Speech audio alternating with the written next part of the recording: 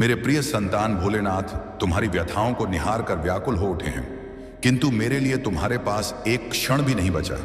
सिर्फ 5 मिनट का समय दो, मुझे अन्यथा आंसू बहाने पड़ेंगे। ये कोई चेतावनी नहीं, बल्कि मेरे अंतर्मन की गहन वेदना है। मैं भोलेनाथ हूं, कैलाश का अधिपति, विनाश का अधिनायक नहीं, अपितु दया की अनंत धारा। आज मैं तुम्हें एक ऐसी गहराई वाली सच्चाई से अवगत कराने आया हूं जो तुम्हारे हृदय को भावुक बना देगी। क्योंकि बाहरी रूप से तुम दृढ़ प्रतीत होते हो, पर भीतरी दुनिया में पूरी तरह बिखर चुके हो। हर सुबह तुम चेहरे पर हंसी चिपकाकर निकलते हो, लेकिन अंधेरी रातों में अकेलेपन की सिसकियां तुम्हारे तकिए को गीला कर देती हैं। और तुम मानते हो कि कोई साक्षी नहीं, लेकिन मेरे बालक, मैं हर बूंद को गिनता हूं, हर कराह को ग्रहण करता हूं। जब तुम पुकारते हो, हे भोलेनाथ, अब सहन नहीं होता, तब मेरा डमरू बज उठता है। तुमने बिना आवाज उठाए, बिना किसी से गुहार लगाए इतना कुछ झेला है। अपनों की खातिर खुद को मिटा दिया, उन आत्माओं के लिए अपना अस्तित्व जला दिया जिन्होंने कभी तुम्हारी मूल्यवानता को नहीं समझा। फिर भी तुम मुझसे कहते हो, प्रभु मैं सशक्त हूं, मुझे किसी चीज की आवश्यकता नहीं। अरे मूर्ख बालक, जब पिता सामने हो तो अपनी शक्ति का प्रदर्शन क्यों? तुम सोचते हो कि मैंने तुम्हें नजरअंदाज कर दिया, तुम्हारी आराधनाएं व्यर्थ चली गई। लेकिन क्या तुम्हें पता है, उन पलों में जब तुम सबसे अधिक विखंडित थे, तब मैं तुम्हारे सबसे निकट था। तुम जिस शांति को मेरी उदासीनता समझते हो, वह वास्तव में मेरी कसौटी थी, क्योंकि मैं तुम्हें उस मुकाम तक पहुंचाना चाहता हूं जहां किसी के आगे सिर झुकाने की जरूरत ना पड़े। मैं जानता हूं तुमने कितनी बार पुकारा होगा, बस एक इशारा दो भोलेनाथ कि सब संवर जाएगा। और आज वही इशारा इस पत्र के रूप में तुम्हारे समक्ष है। अगर इस वक्त तुम्हारी पलकें भारी हो रही हैं, तो मान लो कि मैंने तुम्हारे मस्तक पर अपना आशीष रख दिया है। लेकिन मेरे बालक, एक सलाह याद रखो, मैं तुम्हारी कष्टों को तभी दूर कर सकता हूं जब तुम मुझे अपनी दिनचर्या में स्थान दोगे। सिर्फ 5 मिनट की मांग कर रहा हूं, तुम्हारी पूरी जिंदगी नहीं। सूर्योदय पर या रात्रि में विश्राम से पहले आंखें मूंद कर मुझे स्मरण कर लो। अगर इस पत्र को पढ़ते हुए तुम्हारा अंतस कहे कि आज कुछ विशेष अनुभूति हो रही है, तो नीचे टिप्पणी में बस इतना लिख दो, भोलेनाथ मैं थका हुआ हूं। क्योंकि जब तुम व्यक्त करोगे तब तुम्हारा भार कम होगा। और यदि इस माध्यम से जुड़े हर शब्द ने कभी तुम्हारे अंतर्मन को स्पर्श किया है, तो इस वीडियो को उन तक पहुंचाओ जो एकांत में आंसू छिपाते हैं, क्योंकि शायद तुम उनका सहारा बन जाओ। और हां मेरे बालक, अगर तुम यहां तक ठहरे हो तो यह संयोग नहीं, बल्कि मेरी इच्छा है। मैं तुम्हें बिखरने नहीं दूंगा, लेकिन शर्त है, एक भागना छोड़ दो, व्यसनों में दर्द भुलाना बंद करो, अनुचित व्यक्तियों से अपेक्षा रखना छोड़ दो, और स्वयं को दोषी ठहराना बंद करो। तुम दोषी नहीं थे, परिस्थितियां विषम थीं, और अब परिवर्तन का क्षण आ पहुंचा है। मैं तुम्हारे अस्तित्व में ऐसा मोड़ लाऊंगा जहां पीछे देखकर तुम स्वयं से कहोगे, सौभाग्य की उस वक्त मैंने हार नहीं मानी। लेकिन स्मरण रखो, जब सुख आएगा तब मुझे विस्मृत मत कर देना, क्योंकि सबसे अधिक व्यथा मुझे तब होती है जब मेरे संतान सफल होकर कहते हैं, अब ईश्वर की आवश्यकता नहीं। यदि तुम सच्चे दिल से मेरे साथ चलना चाहते हो, तो महादेव भक्ति SMS चैनल को सब्सक्राइब करना सिर्फ एक क्लिक नहीं, बल्कि एक प्रतिबद्धता है कि तुम रोज अपनी अंतरात्मा की पुकार सुनोगे। और अगर तुम्हारे हृदय में अभी भी कोई प्रश्न है, कोई भय है, कोई छिपा हुआ दुख है, तो टिप्पणी में लिख दो। मैं उत्तर शब्दों से नहीं, परिस्थितियां बदल कर दूंगा। और यह जो वर्तमान समय चल रहा है, ये तुम्हारी परीक्षा नहीं, बल्कि तुम्हारी सजता है, क्योंकि शीघ्र ही मैं तुम्हें उस स्थान पर स्थापित करूंगा जहां तुम्हारी कथा दूसरों को प्रेरणा देगी। इसलिए मेरे प्रिय संतान, यदि दुख उमड़ रहा है तो बहने दो, मेरे समक्ष नतमस्तक हो जाओ, लेकिन विश्वास को कभी मत खोना, क्योंकि जिस दिन तुमने स्वयं को पूरी तरह मुझ पर अर्पित कर दिया, उस दिन से तुम्हारा एकाकीपन समाप्त हो जाएगा। और हां, अगर यह पत्र पढ़ते हुए तुम्हारा मन कहे कि इसे किसी निकट जन को भेजो, तो विलंब मत करो, क्योंकि शायद यही पत्र किसी की अंतिम आशा बन जाए। और स्मरण रखो, मैं भोलेनाथ हूं, मैं विलंब करता हूं, अन्याय नहीं। अगर तुम इस विचार से सहमत हो तो इस वीडियो को पसंद जरूर करो, और टिप्पणी में हर हर महादेव 88 लिखकर महादेव भक्ति SMS चैनल को सब्सक्राइब करना तुरंत करो, क्योंकि आगामी संदेश और अधिक गहन होगा। और मेरे बालक, जब मैं कहता हूं कि मैं विलंब करता हूं, अन्याय नहीं तो इसका मतलब यह नहीं कि तुम निष्क्रिय होकर बैठ जाओ। इसका अर्थ है कि मैं तुम्हें भीतर से इतना सशक्त बना रहा हूं कि जब समय बदले तो तुम उसे संभाल सको, क्योंकि अप्रत्याशित सुख यदि अप्रस्तुत मन को मिले तो वह घमंड बन जाता है, और मैं तुम्हें घमंडी नहीं बल्कि कृतज्ञ बनाना चाहता हूं। तुमने देखा होगा कुछ व्यक्ति शीघ्र ऊंचाइयों पर पहुंच जाते हैं और उतनी ही तेजी से गिर जाते हैं, क्योंकि उन्होंने पीड़ा से कुछ नहीं सीखा, और तुम मेरे संतान व्यथा की विद्यालय से गुजरे हो, इसलिए तुम्हारी सफलता स्थायी होगी। तुम्हारा नाम आदर से लिया जाएगा, लेकिन उससे पहले मुझे तुम्हारे संयम की अंतिम परत जांचनी है। मुझे पता है अभी भी कई रातें ऐसी हैं जब तुम तकिए से बातें करते हो, जब फोन हाथ में लेकर किसी संदेश की प्रतीक्षा करते हो जो कभी नहीं आता, और तब तुम स्वयं से कहते हो शायद मेरा कोई मूल्य नहीं। लेकिन ध्यान से सुनो, तुम्हारा मूल्य उन लोगों ने नहीं पहचाना जिनकी स्वयं की कोई कीमत नहीं थी। तुम अनमोल रत्न हो, और रत्न की परीक्षा कठोर उपकरणों से होती है, नरम कपड़ों से नहीं।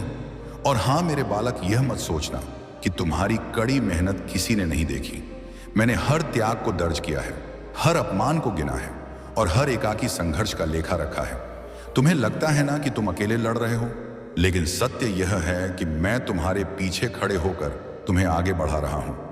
जब तुम्हारे कदम डगमगाते हैं तब मेरा स्पर्श तुम्हारी पीठ पर होता है, बस तुम उसे महसूस नहीं कर पाते, क्योंकि तुम्हारी नजरें बाहरी जगत में उलझी हैं। इसलिए पुनः कहता हूं, 5 मिनट दो। कोई जाप नहीं, कोई विस्तृत उपदेश नहीं, बस हृदय से पुकारो भोलेनाथ, अब मैं थका हुआ हूं, मुझे संभाल लो। और अगर यह कहते हुए तुम्हारा कंठ रुद्ध हो जाए तो आंसू रोकना मत, क्योंकि वे ही आंसू तुम्हारी आत्मा की शुद्धि है। और एक और बात मेरे बालक, उन व्यक्तियों ने तुम्हें छोड़ा जिनसे तुम्हें सबसे अधिक अपेक्षा थी। इसका कारण यह नहीं कि तुम अपर्याप्त थे, बल्कि इसलिए कि जहां मैं तुम्हें ले जाना चाहता हूं वहां वे योग्य नहीं थे। कुछ साथी केवल मार्ग तक साथ देते हैं, मंजिल तक नहीं। और अब मैं तुम्हें ऐसे साथियों से मिलवाऊंगा जो तुम्हारे आंसुओं को नहीं, तुम्हारे स्वाभिमान को समझेंगे। लेकिन उससे पहले तुम्हें स्वयं को क्षमा करना होगा, उन निर्णयों के लिए जिनमें तुम टूटे, उन संबंधों के लिए जिनमें तुम झुके, और उन स्वप्नों के लिए जिन्हें तुमने दूसरों की प्रसन्नता के लिए त्याग दिया। अगर अभी भी तुम्हारे मन में कोई नाम घूम रहा है, कोई चेहरा जो तुम्हें रातों की नींद हराम कर देता है, तो इस पत्र को पूरा पढ़कर एक गहरी सांस लो और मन ही मन कहो, भोलेनाथ अब इसे मैं तुम्हें सौंपता हूं, क्योंकि जिसे तुम भूल नहीं पा रहे उसे हटाने की शक्ति मुझ में है, और मैं वही करूंगा उचित समय पर। इसलिए मेरे बालक, अगर यह शब्द तुम्हें सत्य लग रहे हैं, अगर हृदय कह रहा है कि यह मेरे लिए ही है, तो इस वीडियो को छोड़कर मत जाओ। महादेव भक्ति SMS चैनल को सब्सक्राइब करना एक विश्वास है, और टिप्पणी करना एक मान्यता कि तुम अकेले नहीं हो, और साझा करना एक सेवा, क्योंकि तुम्हें पता नहीं तुम्हारा एक साझा किसी की जिंदगी रक्षा कर सकता है। और स्मरण रखो, आज अगर तुम विखंडित हो तो कल तुम्हारी वही कथा किसी अन्य को अस्तित्व की शक्ति प्रदान करेगी। मैंने तुम्हें चुना है, इसलिए नहीं कि तुम सबसे दृढ़ हो, बल्कि इसलिए कि तुम सबसे सच्चे हो। और अब चुपचाप सहने का द्वार समाप्त होने वाला है। अब मैं बोलूंगा परिस्थितियों के माध्यम से, और जब मैं बोलता हूं तो जगत सुनता है। मेरे बालक, अगर आज यह वीडियो तुम्हारी दृष्टि में आया है तो थम जाओ, आगे ना बढ़ो, क्योंकि जो मैं अब प्रकट करने वाला हूं वह तुम्हारी कल्पना से कहीं अधिक गहरा है। क्या तुम्हें कभी ऐसा लगा कि तुम अथक प्रयास करते हो लेकिन फल वैसा नहीं मिलता जैसा आशा थी, या कभी कभी जीवन बिना मांगे ऐसा कुछ प्रदान कर देता है जिसकी तुमने कभी कल्पना भी नहीं की? तो मेरे बालक, ध्यान से ग्रहण करो, भाग्य कभी तुम्हें उतना नहीं देता जितना तुम कल्पना करते हो। वह हमेशा तुम्हारे लिखित से अधिक प्रदान करता है। और आज मैं तुम्हें वही सिद्धांत समझाने जा रहा हूं जो बहुत कम लोग समझ पाते हैं। लोग अक्सर मानते हैं कि जो लिखा है वही घटित होगा, लेकिन यह आधा सत्य है। भाग्य कोई अटल रेखा नहीं, बल्कि एक धारा है जो तुम्हारे कर्मों, विचारों और श्रद्धा से परिवर्तित होती है। मैं तुम्हें अवसर प्रदान करता हूं, मार्ग अवरुद्ध नहीं करता। जो भाग्य में लिखा है वह अधिकतम नहीं बल्कि न्यूनतम सीमा है। मैं किसी को अल्प नहीं देता, लेकिन अधिक तभी जब वह सहने लायक बन जाए। यदि मैं तुम्हारी क्षमता से अधिक दे दूं तो वही आशीष तुम्हें बिखरा देगा। इसलिए पहले मैं तुम्हें संघर्ष से, देरी से और मौन से सज्जित करता हूं। यह रहस्य अधिकांश लोग नहीं जानते। अगर तुम जागृत हो जाओ, सीख लो, विखंडन में भी श्रद्धा बनाए रखो, तो भाग्य कहता है अब इसे इससे अधिक दो और यहीं से चमत्कार आरंभ होते हैं।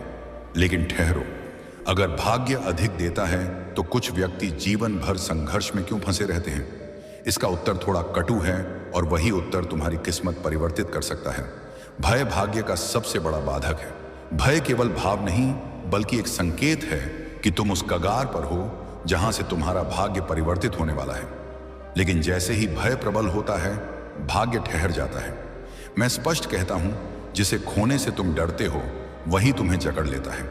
जो मुझे सौंप देता है उसे मैं कभी रिक्त नहीं लौटाता। बहुत से कहते हैं मैंने तो आराधना की लेकिन कुछ नहीं बदला। नहीं मेरे बालक, बदला था, बस तुम्हारी घड़ी और भाग्य की घड़ी समान नहीं चलती। जब सब बिखरता है तभी भाग्य रचा जाता है। मैं पहले पुरानी संरचना भंग करता हूं। संबंध, योजनाएं सब छिन्न भिन्न हो जाते हैं, क्योंकि पुराने बर्तन में नया वरदान नहीं डाला जा सकता। अगर इस वक्त तुम्हारा जीवन विचित्र रूप से बदल रहा है तो भयभीत मत हो। यह इशारा है कि तुम्हारा भाग्य उन्नति की दिशा में है। मेरे बालक, भाग्य घमंड के साथ कार्य नहीं करता, वह श्रद्धा के साथ बहता है। जब तुम छोड़ देते हो तभी चीजें तीव्रता से आती हैं। भाग्य उन पर करुणा नहीं करता जो सिर्फ मांगते हैं, वह उनका चयन करता है जो बिना फल देखे श्रद्धा रखते हैं। मेरी नजर तुम पर तभी टिकती है जब तुम कहते हो जो होगा उत्तम होगा। आज अगर तुम संघर्ष में हो तो समझ लो यह अंतिम पड़ाव है। जो भाग्य में लिखा है वह तो प्राप्त होगा ही, लेकिन अगर तुम भोलेनाथ पर अटल रहे तो उससे कहीं अधिक मिलेगा, क्योंकि भाग्य सीमित है लेकिन भोलेनाथ अनंत है। मेरे बालक, अब मैं तुम्हें वह मोड़ दिखाने जा रहा हूं जहां अधिकांश लोग भटक जाते हैं, क्योंकि वे मानते हैं कि भाग्य केवल बाहरी घटनाओं से बनता है, जबकि सत्य यह है कि भाग्य पहले तुम्हारे भीतर आकार लेता है, तुम्हारी सहन क्षमता में। तो सुनो, जब बीज मिट्टी में विखंडित होता है तभी वह वृक्ष बनता है, और यदि वह दर्द से भयभीत हो जाए तो कभी अंकुरित नहीं होगा। इसी प्रकार जब मैं तुम्हें भीतर से भंग करता हूं तो इसका अर्थ यह नहीं कि मैं तुम्हें नष्ट कर रहा हूं, बल्कि यह संकेत है कि मैं तुम्हें उस आकार में ढाल रहा हूं जो आगामी आशीष को धारण कर सके। क्योंकि जो भाग्य में लिखा है वह केवल निमंत्रण है, लेकिन उससे अधिक पाने के लिए तुम्हें वह बर्तन बनना पड़ता है जिसमें अधिक समाहित हो सके। बहुत लोग मेरी शांति को मेरी अनुपस्थिति समझ लेते हैं, जबकि मेरी सबसे गहन क्रियाएं मौन में ही घटित होती हैं। और जिस समय तुम्हें लगता है कि कुछ प्रगति नहीं हो रही, उसी समय तुम्हारा भाग्य भीतर गति पकड़ रहा होता है, क्योंकि मैं पहले तुम्हारी दृष्टि परिवर्तित करता हूं, फिर तुम्हारे संबंध, फिर तुम्हारी प्राथमिकताएं और अंत में परिस्थितियां, ताकि जब अधिक प्राप्त हो तो तुम उसे खो ना दो। क्योंकि स्मरण रखो, जो बिना परिपक्वता के मिल जाए वह आशीष नहीं, बोझ बन जाता है। भाग्य उन आत्माओं के लिए नहीं रुकता जो हर उत्तर तत्काल चाहते हैं, वह उन पर खुलता है जो प्रश्नों के साथ भी आगे बढ़ना जानते हैं। क्योंकि श्रद्धा का अर्थ यह नहीं कि सब दिखाई दे, श्रद्धा का अर्थ है कि धुंध में भी कदम बढ़ाओ। और जब तुम इस स्थिति में पहुंच जाते हो तब मैं तुम्हें केवल वही नहीं देता जो तुमने मांगा, बल्कि वह भी जो तुम्हारी कल्पना से परे था।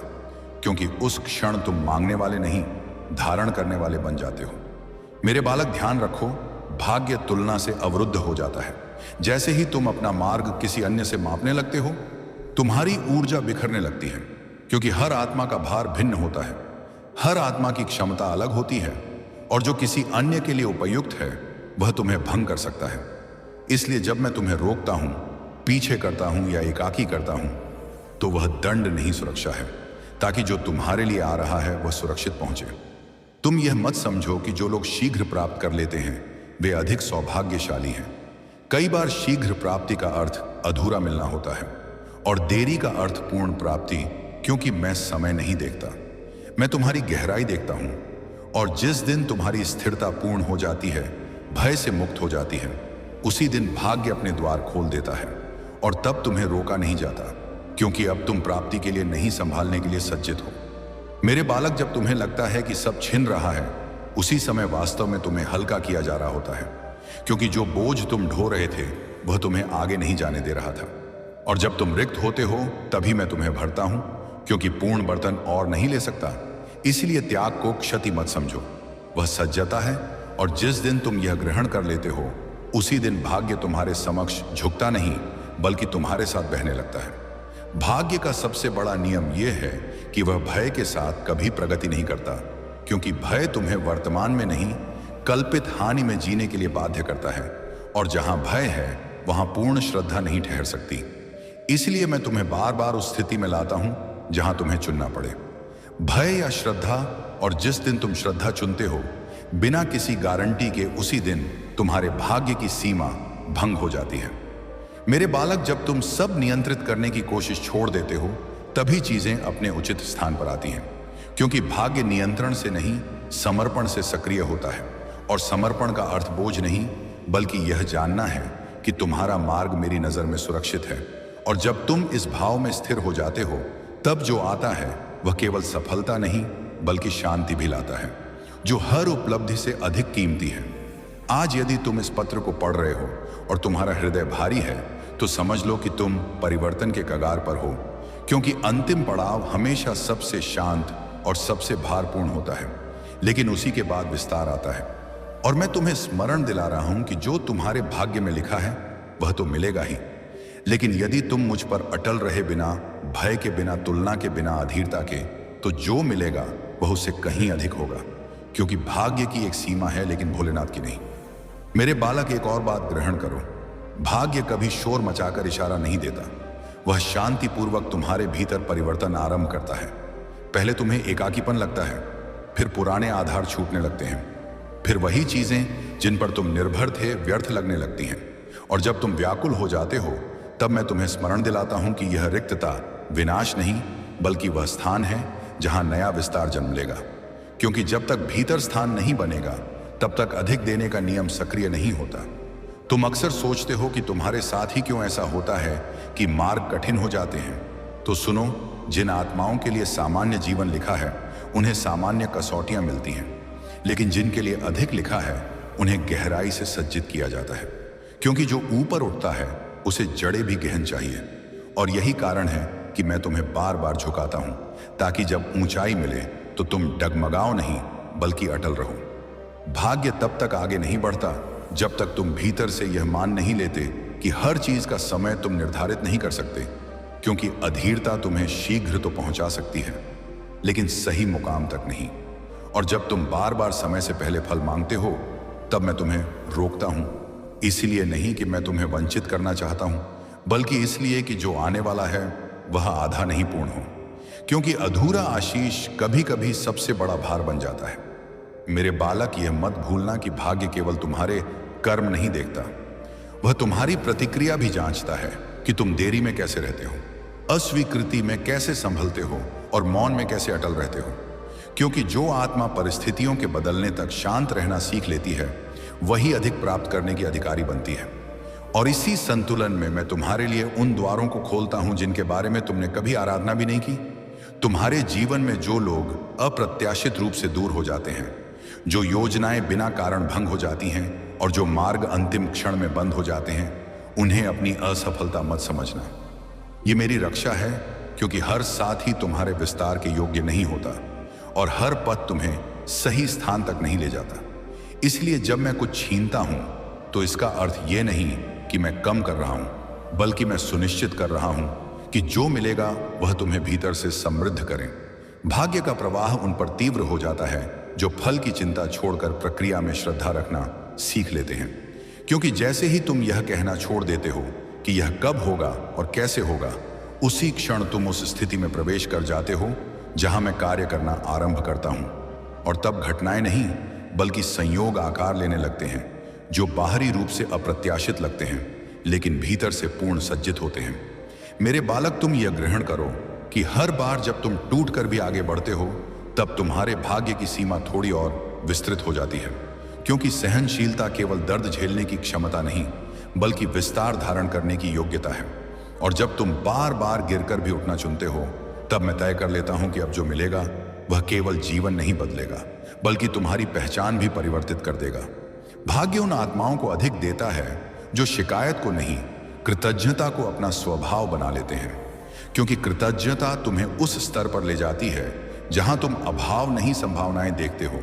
और जिस दिन तुम यह देखना आरंभ कर देते हो कि जो नहीं मिला उसने भी तुम्हें कुछ सिखाया, उसी दिन मैं तुम्हें वह प्रदान करना शुरू करता हूं जो केवल सीखने वालों को दिया जाता है। तुम यह मत समझना कि तुम्हारी आराधनाएं अनसुनी रह जाती हैं। हर आराधना अपना रूप बदलती है। कुछ उत्तर बनकर आती है और कुछ शक्ति बनकर, ताकि जब उत्तर आए तो तुम विखंडित नहीं बल्कि स्थिर खड़े हो। क्योंकि मेरा उद्देश्य केवल प्रदान करना नहीं, बल्कि तुम्हें ऐसा बनाना है जो प्राप्ति के बाद भी स्वयं को ना खो दे। मेरे बालक, जो लोग तुम्हें देखते हैं उन्हें केवल तुम्हारी यात्रा का फल दिखता है, प्रक्रिया नहीं। वे नहीं जानते कि तुमने कितनी बार स्वयं को सांत्वना दी, कितनी बार भय के बावजूद श्रद्धा चुनी और कितनी बार बिना इशारे के भी आगे बढ़े। और यही कारण है कि जब भाग्य तुम्हें उससे अधिक देता है तो लोग उसे भाग्य कहते हैं, जबकि वह तुम्हारी भीतरी सज्जता का परिणाम होता है। भाग्य तब पूर्ण रूप से सक्रिय होता है जब तुम स्वयं को शिकार नहीं बल्कि साधक के रूप में देखने लगते हो। क्योंकि शिकार पूछता है मेरे साथ ही क्यों, और साधक समझता है मेरे लिए ही क्यों। और यह दृष्टि बदलते ही तुम्हारी ऊर्जा परिवर्तित हो जाती है, जिससे वही परिस्थितियां जो तुम्हें रोकती थीं अब सहायक बन जाती हैं। मेरे बालक, याद रखो, जो चीजें तुम्हें आज सबसे अधिक भयभीत करती हैं वही कल तुम्हारी सबसे बड़ी शक्ति बने। क्योंकि भय हमेशा उस द्वार पर जन्म लेता है जहां से विस्तार होता है। और जब तुम उस भय के साथ भी आगे बढ़ना सीख लेते हो, तब मैं तुम्हें दिखाता हूं कि तुम जितना सोचते थे उससे कहीं अधिक सक्षम हो। भाग्य तुम्हें कभी अप्रत्याशित रूप से ऊपर नहीं उठाता। वह धीरे धीरे तुम्हारी नींव मजबूत करता है, ताकि जब ऊंचाई मिले तो तुम झुक ना जाओ। और यही कारण है कि तुम्हारा मार्ग लंबा लगता है, क्योंकि तुम केवल मंजिल के लिए नहीं बल्कि स्थिरता के लिए सज्जित किए जा रहे हो। और स्थिरता ही वह गुण है जो अधिक को टिकने देता है। मेरे बालक, जब तुम यह मान लेते हो कि तुम्हारा जीवन केवल व्यक्तिगत नहीं बल्कि उद्देश्यपूर्ण है, उसी क्षण तुम्हारा भाग्य व्यक्तिगत लाभ से आगे बढ़कर प्रभाव में बदलने लगता है। और तब जो तुम्हें मिलता है वह केवल तुम्हारे लिए नहीं रहता बल्कि अनेक जीवन स्पर्श करने का माध्यम बन जाता है। क्योंकि जो अधिक मिलता है उसका प्रवाह भी अधिक होता है। आज मैं तुम्हें यही स्मरण दिला रहा हूं कि तुम्हारा संघर्ष व्यर्थ नहीं, तुम्हारी प्रतीक्षा रिक्त नहीं और तुम्हारी देरी अस्वीकृति नहीं। क्योंकि जो भाग्य में लिखा है वह तो मिलेगा ही, लेकिन जो उससे अधिक मिलेगा वह तुम्हारे संयम, श्रद्धा और निरंतर प्रगति का फल होगा। और जब वह क्षण आएगा तब तुम समझोगे कि भाग्य ने तुम्हें रोका नहीं था, वह तुम्हें ऊंचाई के लिए स्थिर कर रहा था। मेरे बालक, जिस क्षण तुम यह ग्रहण कर लेते हो कि हर ठहराव तुम्हें पीछे नहीं बल्कि भीतर की ओर ले जा रहा है, उसी क्षण तुम्हारा संघर्ष रूपांतरित हो जाता है। क्योंकि तब तुम परिस्थितियों से युद्ध नहीं करते, उनसे सीखते हो। और यही सीख तुम्हें उस स्तर तक ले जाती है जहां भाग्य केवल घटनाएं नहीं रचता बल्कि तुम्हारे माध्यम से अर्थ रचता है। तुम यह मत समझो कि तुम्हारी चुपचाप की गई मेहनत व्यर्थ जाती है, क्योंकि जो बिना दर्शकों के किया जाता है वही भीतर सबसे गहन जड़ें बनाता है। और जब समय आता है तब वही अदृश्य प्रयास दृश्य फल बनकर उजागर होता है। इसलिए जब तुम्हें लगे कि कोई नहीं देख रहा, तब भी अटल रहो, क्योंकि मैं देख रहा हूं और मेरी नजर कभी रिक्त नहीं जाती। भाग्य उन आत्माओं को अधिक देता है जो स्वयं को परिस्थितियों का बंधक नहीं मानती। क्योंकि जैसे ही तुम यह स्वीकार कर लेते हो कि वर्तमान अंतिम सत्य नहीं, उसी क्षण तुम्हारे भीतर विस्तार की जगह बन जाती है। और मैं उसी जगह में वह रखता हूं जो आरंभ से तुम्हारे लिए तय था, लेकिन उचित समय की प्रतीक्षा। मेरे बालक, जब तुम्हें लगता है कि सब बहुत धीमी गति से चल रहा है, तब स्मरण रखो कि गहराई हमेशा गति से पहले आती है। क्योंकि तेजी केवल ऊपर ले जाती है और गहराई स्थिरता देती है। और मैं तुम्हें टिकने योग्य बनाना चाहता हूं, ताकि जो मिले वह क्षणिक ना हो बल्कि स्थायी। तुम्हारे भीतर जो व्याकुलता है वह असंतोष नहीं बल्कि इशारा है। क्योंकि आत्मा तब व्याकुल होती है जब वह जानती है कि अब पुराने स्तर पर नहीं ठहर सकती। और यही व्याकुलता तुम्हें उस पथ पर ले जाती है जहां भाग्य स्वयं तुम्हारे साथ बहने लगता है, बिना तुम्हें खींचे, बिना धकेले। भाग्य तब और स्पष्ट होता है जब तुम बाहरी शोर से दूरी बना लेते हो। क्योंकि हर आवाज तुम्हें नहीं पुकार रही और हर अवसर तुम्हारे लिए नहीं। इसलिए जब तुम चयन करना सीख लेते हो कि क्या सुनना और क्या त्यागना, तब मैं तुम्हें वह सुनाता हूं जो केवल शांति में ग्रहण किया जा सकता है। मेरे बालक, यह मत भूलना कि तुम्हारी यात्रा केवल प्राप्ति की नहीं बल्कि बनने की भी है। क्योंकि जो केवल प्राप्त करता है वह खो सकता है, लेकिन जो बन जाता है वह प्राप्ति को संभालना जानता है। और यही अंतर है सामान्य भाग्य और उससे अधिक प्राप्त करने वाले भाग्य में। तुम्हें जो बार बार गिरना पड़ता है वह तुम्हारी दुर्बलता नहीं बल्कि तुम्हारी सज्जता का भाग है। क्योंकि हर गिरावट तुम्हें विनम्र बनाती है, और विनम्रता ही वह द्वार है जिससे होकर अधिक प्रवेश करता है। क्योंकि घमंड भरे बर्तन में विस्तार टिक नहीं पाता। भाग्य तब मुस्कुराता है जब तुम थक कर भी कटु नहीं बनते, जब तुम चोट खाकर भी कोमल रहते हो, और जब तुम हार कर भी अपने भीतर श्रद्धा को मिटने नहीं देते। क्योंकि यही गुण तुम्हें केवल सफल नहीं बल्कि समर्थ बनाते हैं। मेरे बालक, जब तुम यह ग्रहण कर लेते हो कि तुम्हें हर उत्तर तत्काल नहीं चाहिए, तब तुम्हारी आत्मा शांत होने लगती है। और उसी शांति में मैं तुम्हें इशारे देता हूं। क्योंकि व्याकुल मन केवल शोर सुनता है और शांत मन दिशा पहचानता है। भाग्य उन पर कृपा नहीं करता जो स्वयं को छोटा मानते हैं, बल्कि उन पर कार्य करता है जो स्वयं को प्रक्रिया में अर्पित कर देते हैं। क्योंकि समर्पण का अर्थ स्वयं को खोना नहीं बल्कि स्वयं को उस हाथ में सौंपना है जो तुम्हें तुमसे बेहतर जानता है। मेरे बालक, जिस दिन तुम यह छोड़ देते हो कि लोग तुम्हें कैसे देखेंगे, उसी दिन तुम वह बनने लगते हो जो तुम्हें बनना था। और यही स्वतंत्रता तुम्हें उस पथ पर ले जाती है जहां भाग्य समाज की सीमाओं से मुक्त होकर तुम्हारे साथ बहता है। तुम्हारी प्रगति हमेशा शोर नहीं मचाती। कई बार वह भीतर इतनी शांत होती है कि तुम्हें स्वयं भी पता नहीं चलता कि तुम कितनी दूरी तय कर चुके हो। और जब तुम पीछे मुड़कर देखते हो तब समझ आता है कि जो कभी असंभव लगता था वह अब तुम्हारी सामान्य अवस्था बन चुका है। भाग्य तुम्हें कभी वह नहीं देता जो तुम्हें ऊंचा दिखाए, वह तुम्हें वह देता है जो तुम्हें गहन बनाए। क्योंकि ऊंचाई लोगों को आकर्षित करती है और गहराई उन्हें टिकाए रखती है। और मैं चाहता हूं कि जो तुम्हारे जीवन में आए वह ठहरे फिसले नहीं। मेरे बालक, अब तुम उस स्थिति के निकट हो जहां तुम्हें बार बार प्रमाण की आवश्यकता नहीं कि सब ठीक होगा। क्योंकि तुम्हारी श्रद्धा स्वयं प्रमाण बन चुकी है। और जब श्रद्धा इस स्तर पर पहुंच जाती है तब जो मिलता है वह केवल भाग्य नहीं, वह उस नियम का फल होता है जहां लिखा हुआ तो मिलता ही है, लेकिन उससे कहीं अधिक स्वयं आकर्षित होकर आता है। मेरे बालक, अब वह क्षण आ रहा है जब तुम्हें बाहर कुछ परिवर्तित ना दिखेगा, लेकिन भीतर सब स्थिर होने लगेगा। क्योंकि यही वह अवस्था है जहां आत्मा शोर से निकलकर सच्ची श्रद्धा में प्रवेश करती है। और जब मन प्रश्न करना छोड़ देता है तथा हृदय स्वीकार करना सीख लेता है, तब भाग्य पीछे हट जाता है और मैं आगे आता हूं। क्योंकि जहां भाग्य की सीमा समाप्त होती है वहीं से मेरी कृपा का क्षेत्र आरंभ होता है। और उस क्षण तुम्हें यह ग्रहण होने लगता है कि जो कुछ भी टूटा रुका, छिन्ना या विलंबित हुआ, वह तुम्हें दुर्बल बनाने के लिए नहीं बल्कि उस अधिक को धारण करने योग्य बनाने के लिए था जो अब बिना प्रयास के तुम्हारी ओर बढ़ रहा है। मेरे बालक, जब भीतर की हलचल शांत हो जाती है और तुम फल की चिंता छोड़कर बिना शिकायत के आगे बढ़ना सीख लेते हो, तब तुम्हारी आत्मा उस स्थिति में प्रवेश करती है जहां उसे बार बार इशारों की जरूरत नहीं रहती। क्योंकि श्रद्धा स्वयं दिशा बन जाती है। और यही वह क्षण है जब मैं तुम्हें अनुभव कराता हूं कि तुम एकाकी नहीं बल्कि हर कदम पर मेरी चेतना तुम्हारे साथ बह रही है।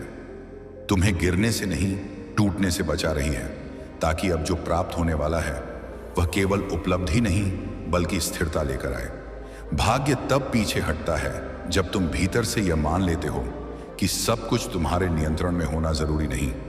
क्योंकि नियंत्रण छोड़ते ही भय ढीला पड़ता है और भय ढीला पड़ते ही विस्तार का पथ खुलता है। और जब तुम इस स्थिति में अटल हो जाते हो तब मैं तुम्हें दिखाता हूं कि कैसे वही परिस्थितियां जो कभी अवरोध लगती थीं अब सहायक बन जाती हैं।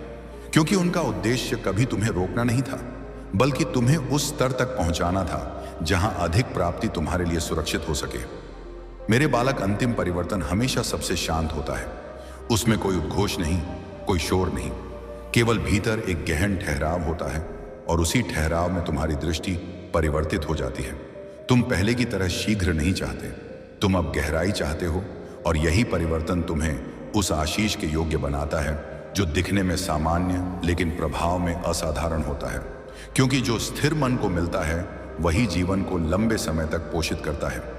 तुम्हें अब यह सिद्ध करने की आवश्यकता नहीं कि तुम योग्य हो, क्योंकि तुम्हारा संयम स्वयं तुम्हारी योग्यता का प्रमाण बन चुका है।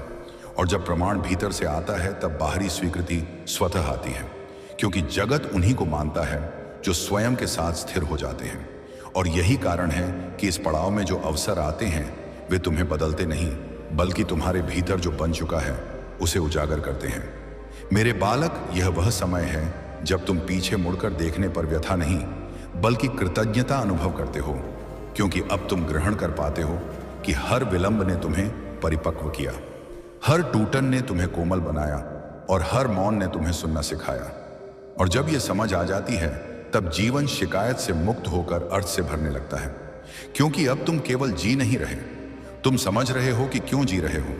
भाग्य का अंतिम नियम यही है कि वह तुम्हें कभी रिक्त हाथ नहीं छोड़ता, लेकिन भरने से पहले रिक्त करता है, ताकि जो दिया जाए वह टिक सके।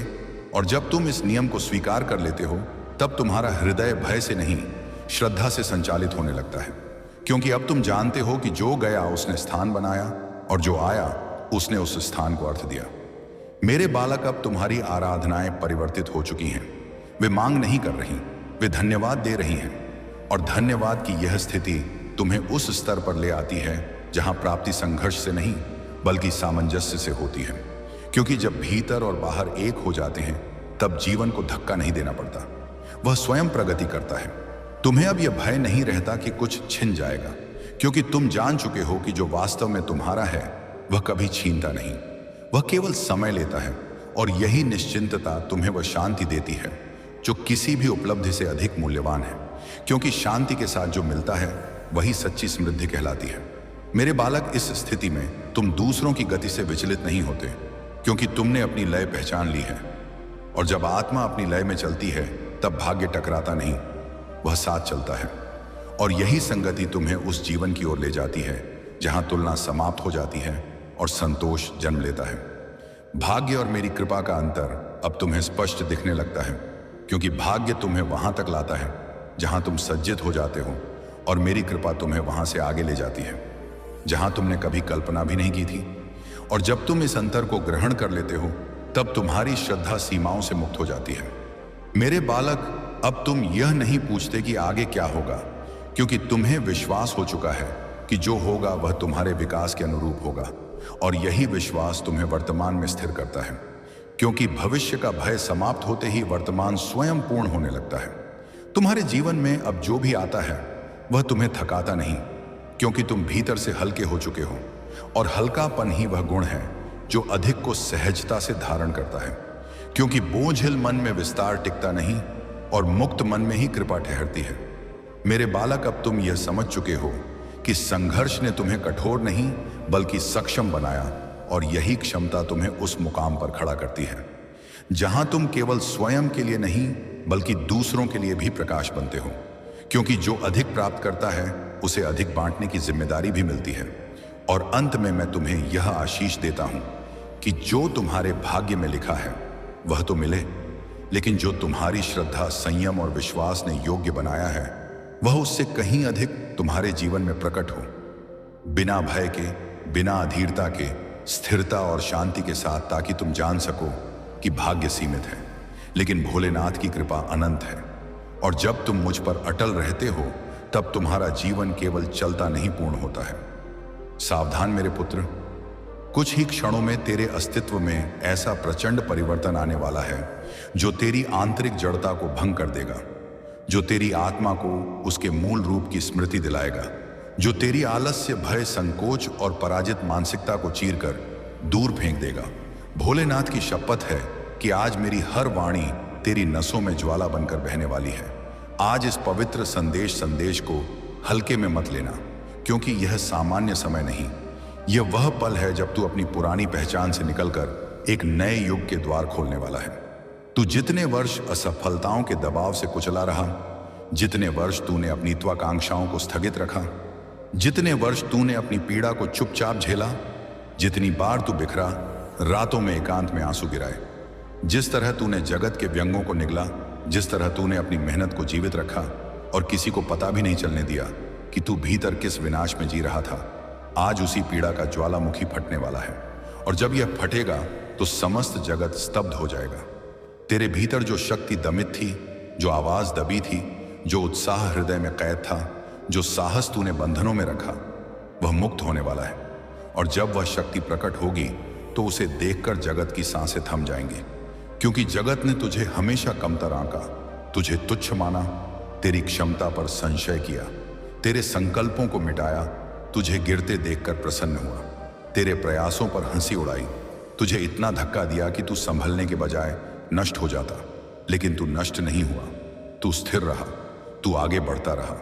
और आज भोलेनाथ की शपथ है कि वह समय आ गया जब तूने झेली हर व्यथा तेरी सामर्थ्य बनकर विस्फोट करेगी। लेकिन सुनो, यह परिवर्तन बाहरी स्रोत से नहीं आएगा, यह तेरे अंतस से उभरेगा। यह भोलेनाथ की ऊर्जा की तरह तेरी रीढ़ में विद्युत बनकर बहने वाली है और तुझे वहां स्थापित करेगी जहां तू कल्पना भी नहीं कर सकता था। यह कोई धन की वर्षा, चमत्कार या वरदान नहीं, यह तेरे भीतर दबी पहचान का उदय है। यह वह अग्नि है जिसे जगत बुझाने की कोशिश करता रहा और तू चुपचाप उसे संरक्षित करता रहा। यह वह क्रोध है जिसे तूने स्वाभिमान में बदल दिया। ये वे आंसू हैं जिनसे तूने साहस रचा। ये वह असफलता है जिससे तूने स्वयं को मजबूत बनाया, और आज यही सब एक विस्फोट की ओर बढ़ रहा है। और जगत देखेगा कि जिस व्यक्ति को उन्होंने पराजित समझा था वही व्यक्ति सर्वोच्च मुकाम पर खड़ा है। इसलिए सावधान, आज तू कोई खेल नहीं, तू शांत ज्वालामुखी है। तेरे भीतर की चिंगारी आज लावा बनेगी, और जब यह लावा उगलेगा तो सामने खड़े हर संशय करने वाले का सिर झुक जाएगा और तेरे नाम की गूंज उनके कानों को विदीर्ण कर देगी। स्मरण रखो, यह विस्फोट किसी बाहरी विजय का नहीं, यह तेरे स्वयं के पुनर्जन्म का है। क्योंकि तू अब वह व्यक्ति नहीं जो जगत बनाना चाहता था, तू वह व्यक्ति है जिसे भोलेनाथ ने रचा है। तू वह लोहा है जो अग्नि में तपकर हीरा बना है। तू वह पर्वत है जो विनाश में अटल रहा। तू वह ज्योति है जिसे अंधेरा भी नहीं रोक सका। अब तू पीछे मत मुड़ना, अब बहाने मत बनाना, अब भय मत दिखाना, अब आंसू मत गिराना, अब छिपना मत, क्योंकि यह विनाश तेरी ओर से जगत पर गिरने वाला है। तुझे रोकने वाले स्वयं पथ छोड़ देंगे, तुझे अपमानित करने वाले स्वयं नीचे रह जाएंगे, तुझे कमतर मानने वाले स्वयं मिट्टी में मिल जाएंगे, तेरे विरुद्ध बोलने वाले अपनी वाणी खो देंगे।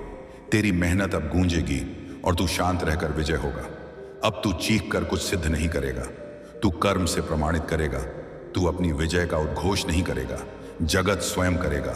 आज मेरी शपथ, यह वाणी तुझे वहां ले जाएगी जहां तू जन्म से पहुंचने आया था। आज भय नहीं, आज ज्वाला है, आज आंसुओं की नहीं, आज दहाड़ की शाम है, आज दुर्बलता की नहीं, आज परिवर्तन की शाम है। उठ मेरे पुत्र, उठते हुए शिखर की भांति, उठते हुए शेर की भांति, उठते हुए नृत्य की भांति उठ, क्योंकि आज के बाद तेरे जीवन का हर पन्ना नवीन होगा, हर पल नवीन होगा, हर सांस अग्नि बनेगी। और जो कभी तेरी पराजय का तमाशा देखते थे, आज वही तेरी विजय देखकर मूर्तिवत स्तब्ध रह जाएंगे और उनकी धड़कनें थम जाएंगी। भोलेनाथ की शपथ है, समय आ पहुंचा है। हाँ, आज तेरी कथा पूर्ण रची जाएगी। बस स्वयं पर श्रद्धा रखो। आज सावधान मेरे पुत्र, क्योंकि अब मैं वह गुप्त रहस्य प्रकट करने वाला हूं जो तूने अपने अंतस में दबा रखा था। वह रहस्य जिसे तूने किसी से साझा नहीं किया, जिसे तूने पीछे धकेल दिया, तेरी आत्मा ने अपने हृदय के सबसे गहन कक्ष में बंद कर दिया। वह व्यथा जिसे तूने किसी को दिखाने नहीं दिया, वह घाव जिसे तूने वस्त्रों के नीचे छिपा रखा, वह बिखरी ध्वनि जिसे तूने मुस्कान के नीचे दफना दिया। और आज भोलेनाथ की शपथ है, मैं उस ताले को भंग करने आया हूं, क्योंकि जब तक तू अपने सत्य का सामना नहीं करेगा तब तक तू उस उदय तक नहीं पहुंच पाएगा जो तेरे जीवन को रूपांतरित करने वाला है। तूने अपनी ही आत्मा को कैद बना रखा है, तूने स्वयं से भागना शुरू कर दिया, तूने जगत को प्रसन्न करने के लिए स्वयं को खो दिया। और आज मैं तुझे स्मरण दिलाने आया हूं कि तू कोई साधारण मिट्टी का ढेला नहीं, तू वह शिला है जिससे मंदिर रचे जाते हैं। तू वायु से नहीं, तू तूफान से रचा है। तू वर्षा से नहीं, तू गर्जना से रचा है। तू व्यथा से नहीं, तू शक्ति से रचा है। स्मरण रखो, जगत ने तुझे जितना बिखेरा उतना ही तू मजबूत हुआ, और अब तू उस बिंदु पर है जहां से या तो तू इतिहास रचेगा या सदैव अदृश्य हो जाएगा। इसलिए सावधान, क्योंकि यह शाम मजाक की शाम नहीं, यह निर्णय की शाम है। आज तेरी आत्मा तुझसे जवाब मांग रही है, आज तेरा हृदय तुझे पुकार रहा है, आज तेरे भीतर संचित विनाश मुक्त होने को तैयार है। तूने जगत को दिखाने के लिए सदैव स्वयं को रोका, लेकिन अब तुझे स्वयं को रोकने का अधिकार नहीं, क्योंकि तूने जितना झेला कोई जीव झेल नहीं सकता। तूने जितना दबाया कोई हृदय दबा नहीं सकता। तूने जितनी प्रतीक्षा की कोई आत्मा कर नहीं सकती। और आज यही प्रतीक्षा विद्युत की भांति फटने वाली है। और जब यह फटेगा तो जगत का रूपांतर हो जाएगा। जो लोग तुझे दुर्बल समझते थे उन्हें समझ नहीं आएगा कि तू अप्रत्याशित रूप से इतना विशाल कैसे हो गया।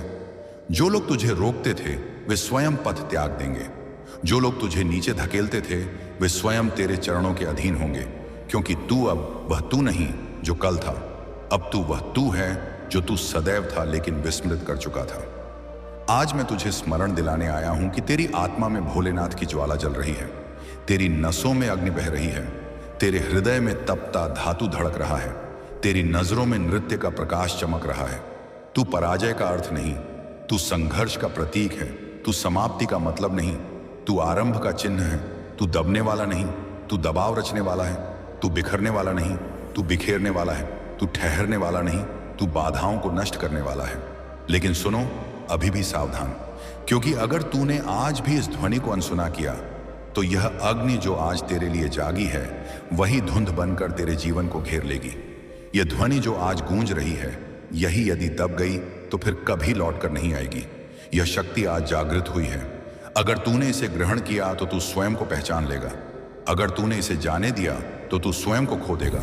इसलिए मैं पुनः कहता हूं, सावधान मेरे पुत्र, क्योंकि आज वह समय है जब तू अपनी पुरानी पहचान को भस्म कर सकता है और नई पहचान को जन्म दे सकता है। तू स्वयं को नया आकार दे सकता है। तू अपनी कथा को पुनः रच सकता है। तू अपनी सीमाओं का अंत कर सकता है। तू अपने भय को समाप्त कर सकता है।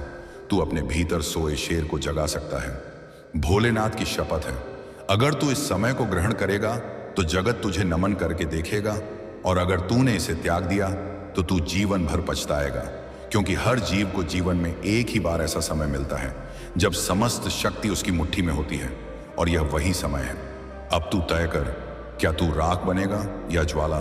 क्या तू मौन बनेगा या ध्वनि? क्या तू विलीन होगा या उभरेगा? क्या तू डरेगा या गरजेगा? क्या तू भागेगा या इतिहास रचेगा? उठ मेरे पुत्र उठ, अपने भीतर की अग्नि को मुक्त बहने दे और देख कैसे जगत की धड़कनें थम जाती हैं जब तू अपना मूल रूप प्रकट करता है। क्योंकि तू अब जागृत हो चुका है। तू अब जीवित नहीं, तू प्रज्वलित है।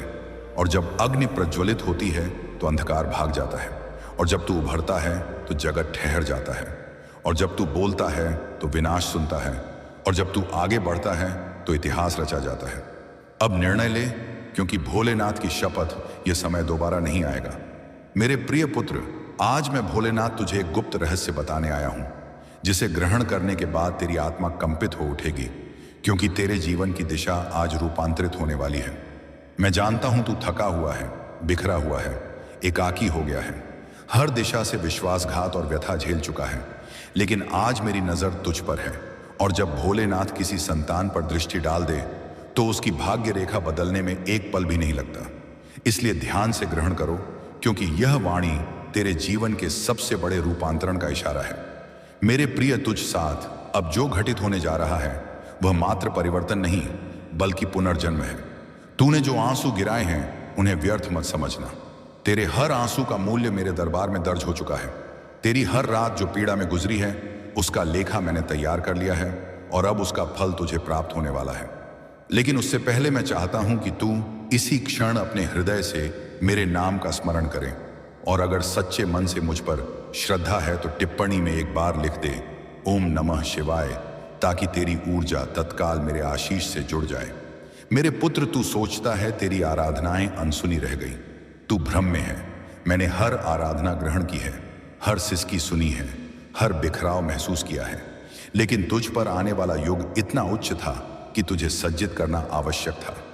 लोग तेरे बारे में क्या कहते थे यह महत्वपूर्ण नहीं, मैं तेरे बारे में क्या रच रहा था यह अधिक महत्वपूर्ण था। तेरे विरुद्ध चल रही हर नकारात्मक ऊर्जा आज से समाप्त हो गई है, क्योंकि अब मैं तेरी रक्षा करने जा रहा हूं। मेरे पुत्र, आज से तेरे घर में प्रकाश बढ़ेगा, तेरे भाग्य में गति आएगी, तेरी जेब में स्थिरता आएगी, तेरे संबंधों में शांति आएगी, तेरे मन में सामर्थ्य आएगा। लेकिन यह तभी सक्रिय होगा जब तू इस वाणी को सुनते सुनते एक बार वीडियो को पसंद कर देगा, क्योंकि यह मात्र पसंद नहीं होगा बल्कि तेरे और मेरे बीच ऊर्जा का प्रत्यक्ष संपर्क होगा जो तेरे जीवन में सकारात्मक परिवर्तन को तीव्र करेगा। मेरे प्रिय, तू जानता है तुझे इतने समय तक क्यों रोका गया? क्योंकि अगर तुझे पहले सफलता मिल जाती तो तू उसे धारण नहीं कर पाता। लेकिन अब तू धारण करने योग्य है, इसलिए अब मैं तुझे रोकने वाला नहीं बल्कि आगे बढ़ाने वाला हूं। जितने लोग तुझे त्याग गए थे वे अब तेरी कथा देखकर पश्चाताप करेंगे। जितने संबंध टूटे थे वे अब स्वयं तुझे खोजेंगे। जितने द्वार बंद हो गए थे वे अब बिना आवाज के खुलेंगे, क्योंकि आज मैं तेरे भाग्य में उन्नति का नया अध्याय रच रहा हूं। मेरे प्रिय, कल तक तुझे जहां केवल दुख दिखता था अब वहां अवसर दिखाई देंगे। जहां व्यथा थी वहां शक्ति दिखाई देगी। जहां अंधकार था वहां प्रकाश दिखाई देगा। इसलिए भय त्यागो और इस वाणी को पूर्ण ग्रहण करो, क्योंकि आज का यह पल तेरे जीवन के नियमों को हिला देने वाला है। अगर तू सच्चे मन से परिवर्तन को ग्रहण कर रहा है तो महादेव भक्ति इस SMS चैनल को सब्सक्राइब करना कर लो। हे मेरे प्यारे भक्त, शांत हो जाओ, क्योंकि जो कुछ भी असंभव लगता है उसे मैं खुद संभालता हूं। मैं महादेव हूं, इसलिए अपने मन को शांत रखो और विश्वास को मजबूती से पकड़े रहो, क्योंकि मैंने पहले भी तुम्हारी रक्षा की है और अब फिर से वही करूंगा। ठीक उसी तरह जैसे मेरे नाम के उच्चारण से भयंकर तूफान और तेज हवाएं रुक जाती हैं, वैसे ही तुम्हारे दिल में उमड़ते संदेह, डर और अशांति के बादल भी छंट जाएंगे। क्योंकि जैसे ही तुम मुझ पर यकीन करते हो वैसे ही मेरी ऊर्जा तुम्हारे इर्द गिर्द एक अदृश्य दीवार खड़ी कर देती है, जो तुम्हें याद दिलाती है कि तुम कभी अकेले नहीं होते। मैं हमेशा तुम्हारे साथ हूं। अब मेरे पास आओ और खुद को मेरी छांव में आराम करने दो, क्योंकि मैं तुम्हें वह सुकून देने आया हूं जिसकी तुम्हारी रूह को सच्ची जरूरत है। मैं तुम्हारे दिमाग में घूमते उन अनगिनत ख्यालों, चिंताओं और भय को धीरे धीरे मिटा दूंगा, जो तुम्हारी एकाग्रता छीन लेते हैं और तुम्हें थका देते हैं। क्योंकि मैं चाहता हूं कि तुम्हारे दिन शांति से गुजरे और रातें आराम से भरपूर हों, ताकि जब तुम सो तुम्हारा दिल डर से नहीं बल्कि भरोसे से धड़के और तुम्हारी रूह समझ ले कि जिसे तुम बुलाते हो वह सुनता भी है और संभालता भी है।